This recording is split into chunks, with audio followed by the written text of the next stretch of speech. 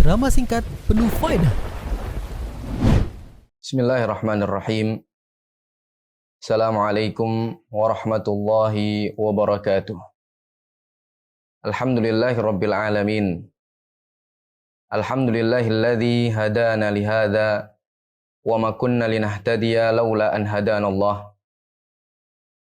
Wassalatu wassalamu ala asyrafil anbiya'i wal mursalin Nabiyyina Muhammadin wa ala alihi wa ashabihi ajma'in, amma ba'd.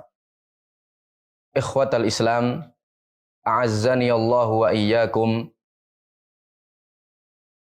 Di bulan Ramadan ini, kita sebagai umat muslim berkewajiban menjalankan puasa, menahan lapar dan dahaga, mulai dari terbitnya fajar hingga terbenamnya matahari. Hingga terbenamnya matahari. Dan seseorang ketika melaksanakan puasa, maka insya Allah, Allah Subhanahu wa Ta'ala akan menyediakan baginya pahala yang sangat banyak. Pahala yang berlimpah menantinya. Kalau amalan tersebut diterima di sisi Allah Subhanahu wa Ta'ala. Namun ikhwatal Islam, a'azzani Allah wa iyyakum, ada sebagian orang di antara kaum muslimin yang seperti dikabarkan oleh Rasulullah Muhammad sallallahu alaihi wasallam, puasa yang mereka jalankan, mereka hanya mendapatkan lapar dan dahaga saja. Yang mereka dapatkan hanyalah lapar dan dahaga saja yang mereka tahan dari puasanya tersebut. Rasulullah Shallallahu Alaihi Wasallam bersabda dalam hadis yang diriwayatkan oleh Al-Imam At-Tabarani dalam kitab beliau Al-Mu'jam Al-Kabir, dan hadis ini dinyatakan sahih li ghairihi oleh Syekh Al-Albani rahimahullah. Rasulullah Sallallahu Alaihi Wasallam bersabda, "Rubba sha'imin hadzuhu min siyamihi al-ju' wal 'atash." Betapa banyak orang yang berpuasa, yang dia dapatkan dari puasanya tersebut hanyalah lapar dan dahaga. Ikhwatal Islam, azani Allah wa iyyakum. Lalu apa gerangan, apa akibat, apa sebab yang menyebabkan sebagian kaum muslimin ini hanya mendapatkan lapar dan dahaga saja? Oleh karena itu, marilah kita menyimak apa yang disampaikan oleh Rasulullah Sallallahu Alaihi Wasallam. Di antaranya, Rasulullah Sallallahu Alaihi Wasallam bersabda dalam hadis yang diriwayatkan oleh Al-Imam Al-Bukhari, Al-Imam Al-Bukhari rahimahullah, dari Abu Hurairah radhiyallahu taala anhu. Beliau bersabda, "Man lam yada' qaulaz zuri wal 'amala bihi, falaysa lillahi hajatun fi an yada'a ta'amahu wa syarabahu." Barang siapa yang tidak meninggalkan perkataan dusta dan juga berbuat kedustaan, maka Allah Subhanahu wa Ta'ala tidak butuh kepada dia meninggalkan makanan dan juga minumannya. Jadi perbuatan yang pertama yang membuat seseorang puasanya sia-sia adalah berkata dusta dan berbuat perbuatan dusta. Al-Hafidz As-Suyuti menerangkan apa yang dimaksud dengan perkataan dusta tersebut. Beliau mengatakan perkataan dusta itu adalah dusta dan juga al-buhtan, yaitu berbuat fitnah, mengadakan fitnah dan lain sebagainya. Ini qaulaz zur wal amala bihi, dan perbuatan dusta. Perbuatan dusta apa? Maka beliau mengatakan yaitu konsekuensi dari perkataan dusta tersebut. Perbuatan-perbuatan keji yang dilahirkan oleh perkataan-perkataan dusta. Ini yang pertama. Kemudian yang kedua adalah mengatakan perkataan yang sia-sia. Perkataan yang sia-sia dan juga perkataan-perkataan yang kotor, ya, perkataan-perkataan yang porno. Ketika dia sedang puasa, dia tetap berbuat perbuatan yang sia-sia dan juga mengatakan perkataan yang sia-sia dan juga mengatakan perkataan yang kotor, perkataan yang porno. Ya. Rasulullah Shallallahu Alaihi Wasallam ya bersabda dalam hadis yang diriwayatkan oleh Al-Imam Al-Bukhari, laisa siyam ya minal ju'i wal atash.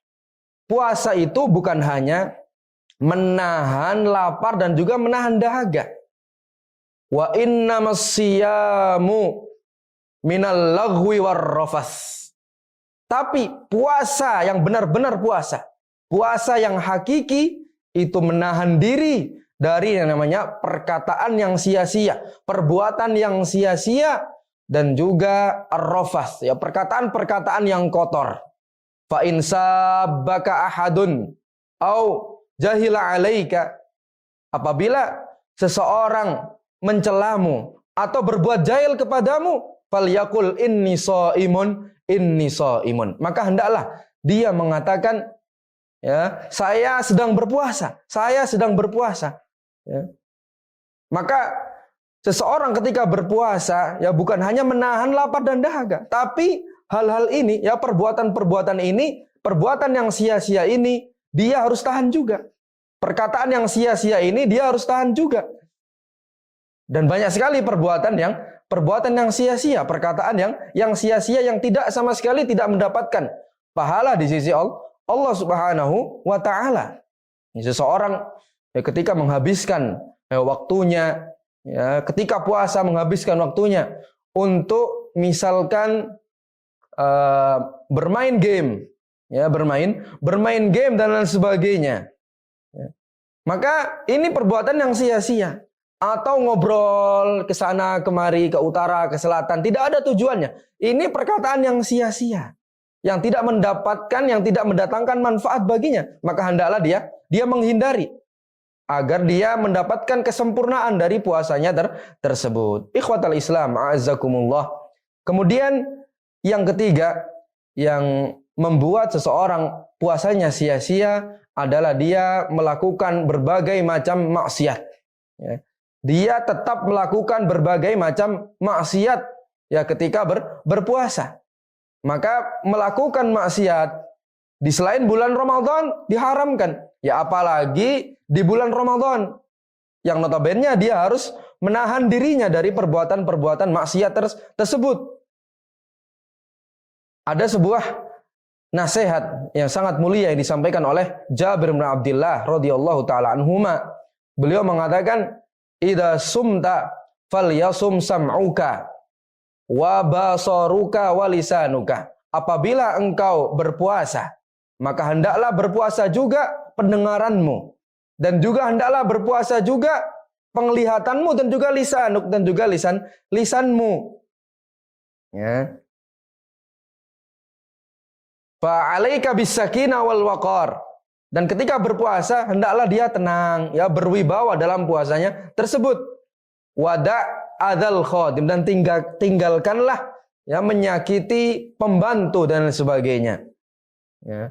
Wala yaj'al yauma shaumihi wa yauma fitrihi sawa, dan jangan sampai dia menjadikan hari-hari puasanya itu sama dengan hari-hari ketika dia berbuka.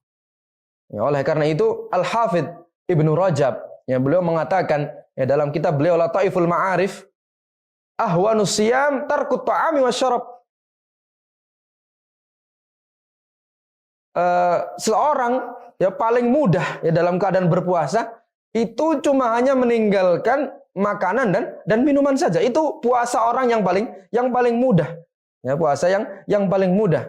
Maka ikhwatal Islam, a'azzakumullah, inilah 3 hal yang membuat puasa seseorang tersebut, puasa seorang muslim sia-sia, yaitu berkata dusta, dan juga berkata atau berbuat perbuatan yang sia-sia, dan juga perkataan yang kotor, dan yang ketiga adalah berbagai macam maksiat dia lakukan ketika bulan puasa.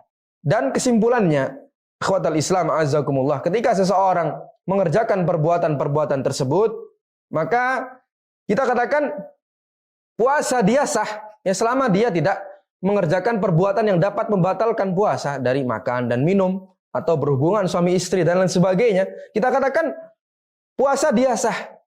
Tapi alangkah meruginya dia ketika dia sudah bercapek-capek, berletih-letih, tapi dia tidak mendapatkan kesempurnaan pahala puasanya, atau bahkan wala'iyadzubillah, nas'alullah salamah wal afiyah, puasanya tersebut hanyalah sia-sia. Padahal ketika seseorang berpuasa, ya seseorang berpuasa dengan ikhlas, ya dengan memperhatikan adab-adab dalam puasa tersebut, Rasulullah Shallallahu Alaihi Wasallam beliau bersabda dalam hadis yang diriwayatkan oleh Imam Muslim dalam hadis Abu Hurairah radhiyallahu taala anhu, Rasulullah SAW bersabda, kullu amal ibni Adam lahu. Setiap amalan ibnu Adam itu baginya. Yudha'aful hasanatu bi asyri amsalihha. Satu kebaikan dilipat gandakan menjadi 10 kebaikan ila sab'i mi'ati di'fin. Ya, sampai 700 kali lipat. Ya, sampai 700 kali lipat. Qala Allah azza wa jal, Allah Subhanahu wa taala berfirman, illa siyam, kecuali puasa. Fa innahu li, maka puasa tersebut hanyalah untukku, wa ana ajzi bihi, dan akulah yang akan membalas ya pahala orang-orang yang berpuasa tersebut. Apa? Yada'u ta'amahu wa syahwatahu min ajli, karena dia meninggalkan ya ta'amnya, makanannya, dan juga syahwatnya karena aku, karena Allah Subhanahu wa taala. Maka ini seharusnya didapatkan oleh seorang muslim yang berpuasa karena Allah Subhanahu wa taala memperhatikan adab-adabnya. Semoga kita semua ya melakukan puasa ini, menjalankan kewajiban puasa ini, mendapatkan pahala yang sempurna di sisi Allah Subhanahu wa taala, dan semoga kita diberikan taufik oleh Allah Subhanahu wa taala untuk menghindari, untuk menjauhi hal-hal yang dapat membuat puasa kita sia-sia. Demikian yang bisa kami sampaikan. Wassallallahu wasallama ala nabiyyina Muhammad wa ala alihi wa sahbihi wasallam. Assalamualaikum warahmatullahi wabarakatuh.